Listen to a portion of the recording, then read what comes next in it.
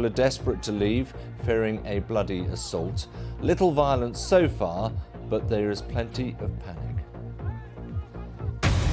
Well, let's maintain the theme for a moment. Costa joins us. Chris is a former special assistant to President Trump and senior director for counterterrorism on the National Security Council. He's also executive director of the International Spy Museum in Washington.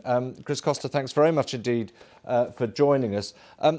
We just heard a moment from another veteran, Bradley Bowman, who you may well know, talking about the level of delusion among politicians in Washington at what could be achieved with the Afghan army.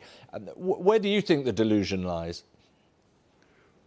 Well, first of all, thank you very much for having me.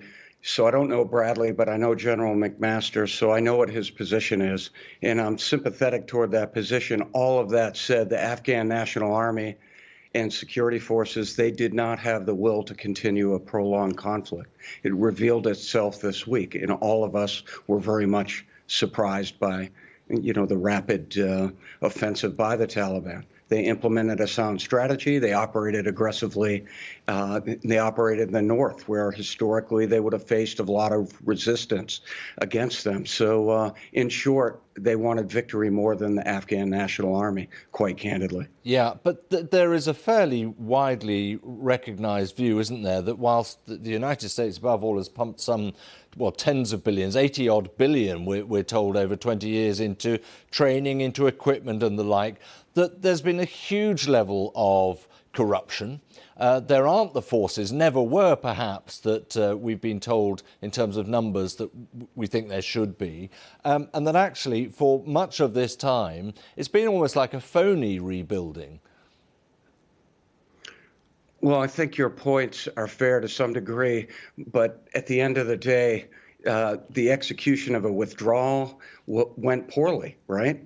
For the administration. Yes, there was an army of some 300,000 people, and I don't think we were completely self-delusional. I think we thought we have buttressed the Afghan National Army and the security forces with the equipment and the capabilities and the leadership. We would have thought that they could withhold some kind of offensive by the Taliban over time with the right level of continued Western support, not just a complete, unequivocal withdrawal, which is exactly what happened. Right. I mean, Joe Biden will live with this as part of his legacy as a president, of course, and we'll see how that pans out over the years to come. Donald Trump has said he'd have done a much better job. How much different would it have been? Well, it's hard to say, right? But I think the execution, the concept of operations, as it were, the withdrawal should justifiably be criticized. One, the timeline occurred in the middle of a spring offensive. That doesn't make any sense to me as a former military officer. It happened so close to the 9/11 anniversary. That is a huge problem because, the anniversary will galvanize jihadists everywhere, and synchronized with the defeat of the Afghan government, this is certainly going to be celebrated by jihadists everywhere, from here from Afghanistan to the African continent. And that worries me as a former counterterrorism official. OK, well, we'll have to leave it there. Costa, thanks very much indeed for your analysis. Thank you.